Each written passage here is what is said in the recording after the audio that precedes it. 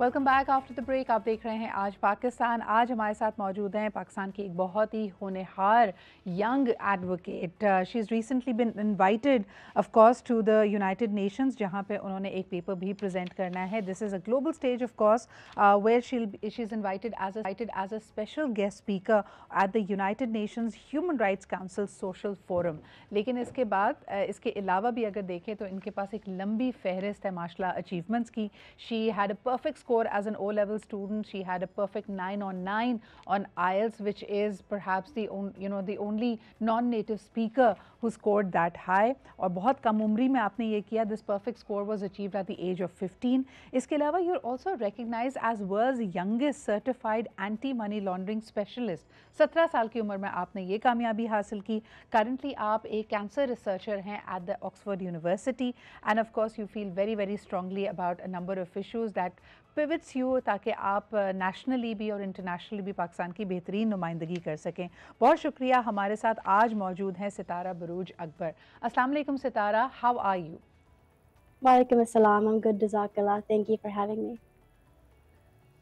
It's have you here. You're currently in Dubai. How excited are you about this opportunity to be speaking at the UN Human Rights Council?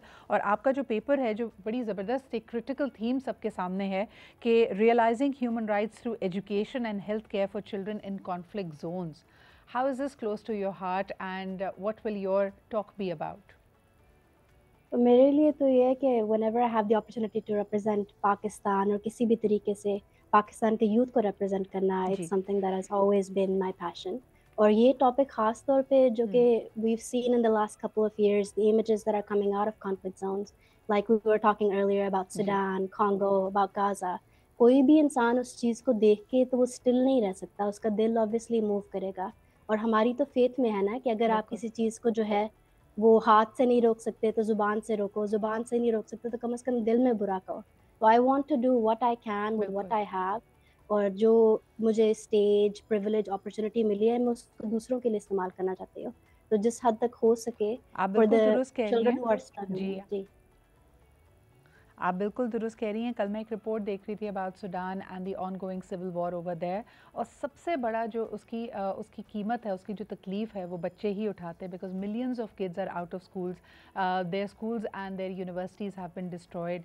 और एक अजीब सा माहौल है। जब वो इंटरव्यूअर इन बच्चों से बात कर रही थी तो इनके ख्वाब भी बहुत हद तक इस कॉन्फ्लिक्ट रियलिटी के इर्द गिर्द घूमते हैं। उनमें से कई तहैया करते हैं कि वो डॉक्टर बनना चाहेंगे ताकि अपने लोगों का इलाज कर सकें जो इन कॉन्फ्लिक्ट्स में ज़ख्मी होते हैं या अपनी जान से हाथ धो बैठते हैं। कुछ हैं जो सोल्जर्स बनना चाहते हैं so that they can protect their homeland.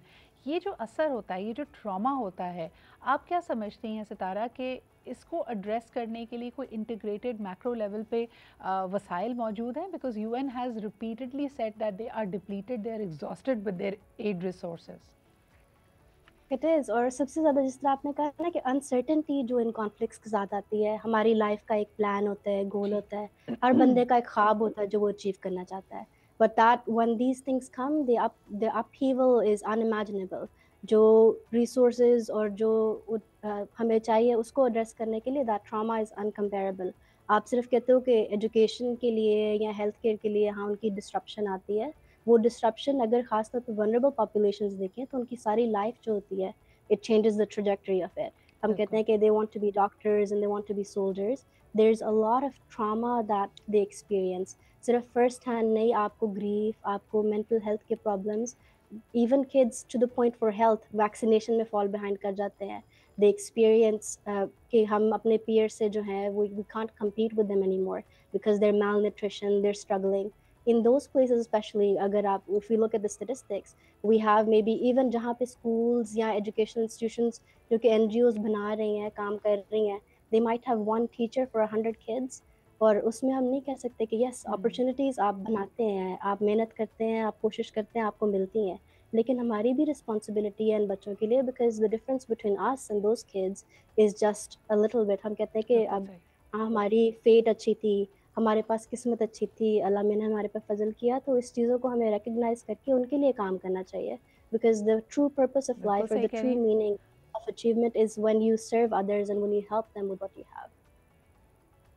Very well said. Sitara, मुझे ये बताएं कि at a time in history where the world seems to be plagued with so many crisis, so many conflicts, क्या हल देखती हैं आप इसका? And eventually when these children will grow up, what will their perspective be about the world? I think youth जो हमारी है as a being a Pakistani, we were looking at the statistics and we were comparing it कि हम अपने youth को या देखें और दूसरे मुल्कों के youth देखें. We have about 60% ji, over 60% of our population is young people. और मैं by nature optimist हूँ और by nurture भी optimist हूँ. My parents have taught me कि हर मसले का हल है, solution है. हम unplanned या coincidence के through इस time of history में नहीं रह रहे. अगर आपको इस वक्त पे पैदा किया बिल्कुल। गया है, आपकी लाइफ को पर्पस और मीनिंग दिया गया है, तो आप खुद ट्राई करो. वो एग्जांपल है ना कि वो कहता है कि if you are feeling helpless, there is the story of that girl with the starfish, कि वो एक दिन बीच पे चल रही होती है और बहुत सारी स्टारफिश जो हाँ, होती है वो शोर पे आ जाती है. तो वो फेंकती है, एक उठाती है फेंकती है, दूसरी उठाती फेंकती है, तो एक there is a man standing next to her and he says कि इससे क्या फर्क पड़ेगा, हजारों हैं तो तुम क्या डिफरेंस मेक कर रही हो. तो बेचारी थोड़ी देर तो परेशान होती है, फिर सोचती है कि she picks another one up and she throws it and she says इस एक की जिंदगी पे तो फर्क पड़ा ना. तो इसी तरह जब हम इतने सारे क्राइसिस को हुँ, देखते हैं, हमें लगता है कि यहाँ पे वॉर है, वो कॉन्फ्लिक्ट है, देयर इज इनइक्वालिटी. अगर हम वेल्थ डिस्पैरिटी को देखें, जेंडर पैरिटी को देखें, हर चीज में हमें हेल्पलेस सिचुएशन नजर आ रही होती है. लेकिन अगर एक एक बंदा जो है वो मिलके बिल्कुल। कोशिश करे, दिस चेंजेस थिंग्स. एंड जो ये इवेंट भी ऑर्गेनाइज कर रहे हैं, my mentor in this aspect I guess, मुझे बहुत सारे लोगों की गाइडेंस और हर चीज़ मिली है. There is Mahmood Rahman Anwar Saab, who's an international consultant in human rights. We spoke about this recently, and he was talking about कि अगर आप young people को empower करें, उनको change दें, उनको opportunity दें कि वो अपनी voice खुद सुना सकें, आपको अपनी problems और अपने solutions बिल्कुल बता सही। सकें.